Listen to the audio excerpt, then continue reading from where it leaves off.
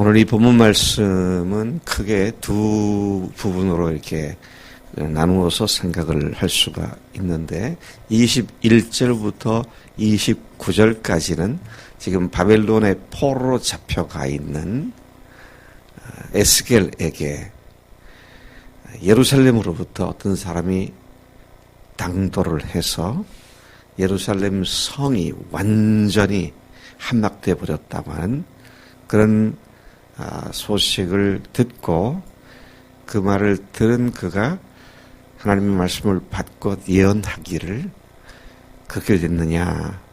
그 나라가 완전히 황폐하게 될 것이다. 패망한 소리를 듣고 그 나라가 완전히 패망할 것이다. 이것이 29절까지 말씀이고요.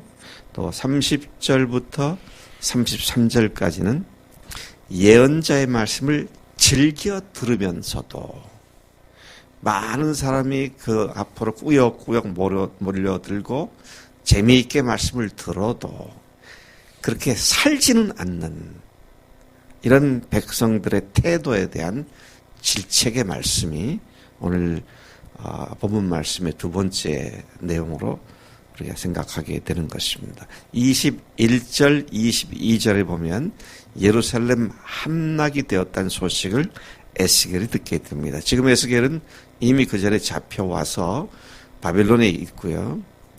12년이 지난 12년 10월 닷새가 지난 날에 어떤 사람이 예루살렘부터 와가지고 예루살렘이 완전히 멸망됐습니다. 함락됐습니다. 이제 그런 소식을 알렸죠. 근데 그 전날 밤에 그 사람이 당도해서 그런 말을 하기 전날 밤에 하나님께서 에스겔의 입에 뭔가를 말씀하시려는 징후를 에스겔이 느끼고 있었는데 그 사람이 와서 그 말을 하면서 그 입에 드디어 하나님의 말씀에 예언을 하는 말씀으로 터져서 계속해서 이제 말씀을 하시게 되는 그런 말씀을 여기서 보여주고 있습니다. 여러분, 하나님의 말씀이 우리에게 갑자기 임하는 것도 있지만 오늘 말씀 보면은 징후가 있고 하나님께서 그 입을 여시려고 하는 그런 움직임이 있는 그런 것도 보게 된 것이죠. 그래서 여러분, 우리의 삶에 하나님께서 저 사람에게 이런 말씀을 지금 하시는 거 아닌가, 나에게 이런 말씀 하시는 것인가 잘 주의해서 보고 묵상하고 하나님의 말씀이 분명하다고 할 때는 그 말씀을 따라서 순종할 뿐만 아니라 또 형제 자매들에게 그 말씀을 이야기해 주는 그런 일들이 필요하다는 생각을 하게 됩니다. 23절부터 29절까지의 부정하고 부패한 패역한 죄를 짓는 백성들에 대한 하나님의 징계에 대한 말씀이 나옵니다. 설상가상이라고 그러죠. 엎친 데 덮친 격으로 예루살렘이 함락되었다는데 그 말을 들은 에스겔에게 하나님께서는 그 성만이 아니라 그 나라가 완전히 패망하게 될 거다. 그런 예언을 하십니다. 왜요? 그들이 얼마나 부패했는지. 하나님의 징계를 받고도 정신을 못 차리고 여전히 우상을 숭배하고 이웃을 향하여 자기들의 이득을 위해서는 사람들을 죽이기까지 물불을 가리지 않고 있는 그들의 패역함을 하나님께서 지적하시면서 이런 말씀을 하신 것입니다. 이스라엘의 바벨론에게 포로로 잡혀온 사람들 말고 예루살렘에 그대로 남아있던 사람들이 그 황폐케 된 그 땅에서 이렇게 말하고 있다. 하나님께서 에스겔에게 그렇게 말씀하십니다.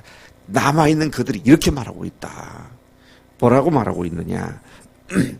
아브라함 한 사람 때문에 이 땅을 얻었는데 우리는 아브라함에 비하면 얼마나 많은 숫자냐. 절대로 이 땅은 뺏기지 않고 우리가 이 땅을 그대로 누리게 될 거다. 그렇게 얘기를 하는데 하나님께서 지금 에스겔에게 이 말씀을 하고 계시는 것입니다. 그러한 그들의 주장에 대하여 하나님께서 하시는 말씀이 뭐냐면 너희가 고기를 핏째 먹으며, 이게 무슨 말입니까? 하나님의 말씀을 무시하고 말씀대로 순종하지 않고 또 너희 우상들에게 눈을 들며 피를 흘리니 그 땅이 너희의 기업이 될까 보냐? 너희가 칼을 믿어 가증한 일을 행하며 각기 이웃의 아내를 더럽히니 그 땅이 너희 기업이 될까 보냐? 하나님께서는 그렇게 에스겔을 통해서 남아있는 이스라엘 땅에 남아있는 자들의 죄악상을 그렇게 지적하고 계시는 것을 봅니다. 유다는 하나님의 택함을 입어 그들이 하나님의 영원한 백성이 되는 자들이었습니다. 그러나 그들은 그 축복의 자리를 저버리고 하나님이 미워하시는 우상 숭배와 불법을 저질렀습니다. 그 구체적인 내용이 이 본문에 나오는데요. 두 가지입니다. 하나님께 참으로 패역한 죄를 지었고 이웃을 향하여 어마어마한 폭력과 살인을 저지르는 그들이다. 나라가 지금 망해가는데도 인간은 그러고 있는 거예요. 기가 막힌 얘기입니다. 자, 그들은 애굽 땅과 가나안 땅, 더 나아가서는 먼 나라의 우상들을 가져다 섬기고 있었고 주변 강대국을 하나님보다 더 의뢰했고 물질에 대한 탐욕, 그것은 이웃들에게 불의한 재판, 착취, 토색, 살인까지 마다치 않는 그런 죄 가운데 있었던 것을 봅니다. 하나님께서 이스라엘을 징벌하실 때 딱 한 가지 이유였습니다. 뭐예요? 그들의 죄 때문이었습니다. 그게 리더의 죄든 백성들의 죄든 죄에 대해서는 반드시 하나님께서 응징하시는 하나님이시다라는 사실을 보여주고 있는 말씀이죠. 이러한 이스라엘을 두고 하나님은 에스겔에게 다음같이 말하라고 명령을 하십니다. 27절 이하에 보니까 황무지에 있는 자는 칼에 죽임을 당하고, 하나님의 징계가 여기 보니까 징벌이 세 가지로 나타난 걸 봅니다. 첫째는 황무지에 있는 자는 칼에 죽임을 당한다. 무슨 말입니까? 전쟁이 하나님의 징벌의 수단이 되는 것이고요. 들에 있는 자들은 들짐승에게 잡아 먹히게 되고, 이건 뭐예요? 자연재해를 통해서 하나님께서 징벌하신다.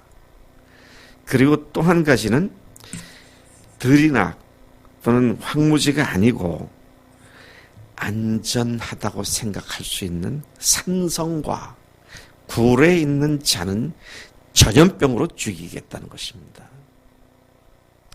여러분 참 조심해야 돼요. 전염병은 분명히 하나님의 징벌입니다. 오늘 여러분과 제가 이 전염병, 코로나 바이러스라고 하는 전염병의 징계를 받는 세상에 지금 살고 있습니다. 그래서 여러분도 아침 새벽부터 그냥 입을 탁 털어놓고 마스크를 쓰고 있잖아요. 마스크를 쓰고 조심할 때마다 생각할 건 지금 우리가 징계를 받고 있구나. 뭐 이러다 지나가겠지. 괜찮겠지. 그런 아무 생각 없는 사람들의, 믿지 않는 사람들의 운에 맡긴, 될 대로 되라고 맡긴 그런 사람들이 태도인데, 하나님의 백성들은 전쟁이나 기근이나 가뭄이나 홍수나 또는 요즘 같은 전염병에 있어 창고를 할 때 하나님께서 징벌을 하시는구나, 하나님이 징벌을 하시는구나를 깨닫게 되면 해야 할 일이 뭡니까? 딱 하나밖에 없어요. 뭡니까? 회개해야 돼요. 회개해야 돼요. 근데 지금 이 사람들이, 이 소위 하나님의 백성이라고 하는 사람들이 그 사실을 전혀 깨닫지도 못하고 그 와중에도 하나님이 아닌 우상을 섬기고 애굽에도 도움을 요청하면 우리가 살 거다. 다른 나라들을 의지하고 또 뭡니까? 자기의 이익을 위해서는 이웃을 그냥 가해를 해도 전혀 누구나 깜짝하지 않고 살아가고 있는 이들의 모습을 보게 되는 것이죠. 그래서 여러분, 우연히 어쩌다가 바이러스 생겼겠지, 이러다가 또 말겠지, 이런 태도는 우리가 지금 겪고 있는 이 일이 최근에 있어서, 전에 그렇게 우리가 들어보지 못한 그런 라이프 스타일로 우리를 완전히 바꿔놓고 있는데, 이게 보통 일입니까? 어제 정세균 국무총리가 하는 말이 이것이 진정됐다 하더라도 앞으로 우리들의 삶은 달라질 겁니다. 어떤 것은 영원히 달라질 겁니다. 네. 그렇게 우리의 삶 자체를 근본적으로 다르게 만들어놓은 이 전염병이 그냥 어쩌다가 우연히 하나님의 주권과 아무 관계없이 happen to be 발생을 한 이런 게 아니라고 해요. 정말 우리가 정신 차리고 주님 앞에 회개할 것이 무엇인지를 회개해야 한다. 그런 말씀이죠. 28절 내가 그들이 행한 모든 가증한 일로 말미암아 그 땅이 황무지와 공포의 대상이 되게 하고 하늘을 찌르는 그들의 교만을 그치게 하겠고 이스라엘의 산들이 황폐하여 무인지경이 되게 할 것이다. 이미 포로가 되었고 함락이 되었어도 그들은 회개할 줄을 모르고 그러니까 완전히 싹쓸이해버리겠다. 하나님께 그렇게 말씀하신 것을 봅니다. 그때가 되면 내가 여호와인 줄을 그들이 알게 될 거다. 아, 이렇게 하신 분이 하나님이구나. 같은 끝난 뒤입니다. 하나님이 지금 우리 가운데 어떻게 역사하신지를 주목해서 보는 것이 굉장히 중요하죠. 30절부터 33절까지 보니까 선지자의 말을 듣기만 하고 행하지 않는 백성을 책망하시는 하나님의 말씀이 나옵니다. 하나님은 유다 백성의 가증함을 분명하게 드러내셨습니다. 그들은 진리를 유익거리로 만들었습니다. 하나님의 생명의 말씀을 고운 음성으로 사랑을 노래하는 가사 정도로 그리고 말씀을 선포하는 사람을 그런 노래를 하는 가수 정도로 취급을 하고 있다고 하나님께서 오늘 이 말씀 가운데 그렇게 말씀하십니다. 아, 우리 교회 목사님 설교 너무 잘해. 아, 목사님 설교 들으면 너무 은혜가 돼. 그래서 설교 시간에 은혜 받고 기뻐하고 박수치고 그렇게 하는 목사님들이 많잖아요. 교인들이 많이 있습니다. 그러니 뭐합니까? 그러니 뭐해요? 그 말씀대로 안 삽니다. 그래서 제가 어떤 때는 내가 왜 설교를 하지? 일주일 내내 설교에 스트레스를 받고 있는데 스트레스를 받다는 얘기는 힘들어서가 아니라 날 말씀을 생각을 하고 우리 교회에 무슨 말씀을 하나님께서 이번 주에 주실까? 그걸 아주 계속 세밀하게 쳐다보면서 그러고 준비했는데 말씀을 들을 때는 다 좋아하는 것 같은데 돌아서서 한 주, 두 주 지나고 나면 그런 설교를 한 번도 들어본 적이 없는 것처럼 사는 모습을 볼 때 얼마나 기가 막히냐는 것이죠. 제가 깜짝깜짝 놀라는 건요. 정말 복음의 핵심으로 들어가면 어떤 사람들은 전혀 들어본 적이 없는 언제 목사님 그런 말씀 하셨어요? 그런 사람도 있더라고요. 그래도 저는 행복한 사람입니다. 우리 교인들 중에 그런 사람들이 많지 않은 것이 참 다행이에요. 네. 근데 순간순간 기회 있을 때마다 우리가 그렇게 걸려 넘어질 때가 적지 않다. 성경을 읽는 대로 그대로만 산다고 하는 건 너무 큰 포부인지 모르겠는데 주일날 설교 말씀을 들은 그대로만 살아도 우리 삶은 완전히 바뀔 겁니다. 네. 몰라서 안 하는 경우는 거의 없어요. 아는데 안 해요. 왜? 아는데 그렇게 하기가 싫거든. 왜 싫은가? 그러면 재미가 없을 것 같아. 나한테 좋을 게 없을 것 같아. 이런 것들이 목사의 설교를 아름다운 노래 정도로 듣고 있는, 심령을 마사지 해주는 일회용 마사지 정도로 사용하는, 그건 아니죠. 말씀을 들었으면 그게 하나의 말씀인 것으로 성령께서 분명하게 말씀하시고 감동을 주셨다면 어떤 대가를 지불하더라도 그 말씀대로 사는 것이 예수님을 주님으로 모신, 지금 살아계셔서 나의 하나님이라고 모신 사람들의 마땅한 삶인 줄로 믿습니다. 우리는 부활의 복음으로 완전히 거듭났으니까 괜찮아. 아니요. 지금 에스겔이 누구를 향하여 예언을 하고 있어요? 에스겔이 지금 누구를 대상으로 예언을 하고 있어요? 1번 바벨론, 2번 이방나라, 3번 유다 백성. 뭐예요? 몇 번? 3번이잖아요. 3번이잖아요. 그들 보고 회개하라고 하는 겁니다. 여러분들 우리 잘 알죠? 뭡니까? 제가 지난 주일날도 그 말씀한 것 같은데, 신약의 서신서들, 마태, 마가, 누가, 요한, 사도행전 뺀 22권의 서신서들이 누구한테 보내진 겁니까? 교회에 보내진 겁니다.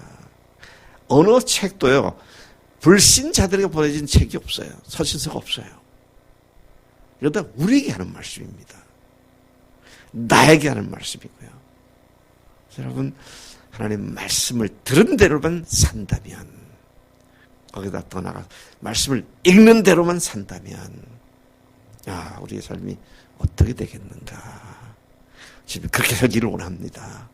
예수님께서 움직이실 때마다, 말씀하실 때마다 구약의 말씀을 응하게 하시려고 그렇게 하셨는데, 저도 주님 말씀을 따라 살겠습니다. 주의 종입니다. 당신의 아들이고 딸입니다. 성령님, 능력을 더해 주십시오. 이 아침에 이것이 우리들의 간증한 기도가 되어야 할 줄로 믿습니다. 하나님 아버지 감사합니다. 오늘 아침 에스겔을 통하여 패망 가운데 있는 이스라엘 백성들이 여전히 죄를 짓고 여전히 하나님 말씀을 좋아하면서도 그대로 살지 않는 이중적인 모습을 통하여 우리의 잘못된 부분들을 경성시켜 주시니 감사합니다. 하나님, 우리가 지금 전염병의 한복판에 있습니다. 하나님께서 내리신 재앙의 한복판에 있습니다. 이 상황 속에서 하나님을 목숨 걸고 사랑하고 이웃을 목숨 걸고 사랑하라는 하나님의 크고 첫째 되는 계명을 우리가 제대로 살지 못한 것을 회개합니다. 하나님, 이 시간 사랑하는 우리 믿음의 식구들 마음속에 하나님께로 돌이키는 마음으로 가득 차게 하시고 하나님 앞에 회개하는 영을 더욱더 새롭게 해주시기를 원합니다. 그렇게 하실 줄 믿습니다. 감사합니다. 예수님의 이름으로 기도를 싸움나이다. 아멘. 아멘.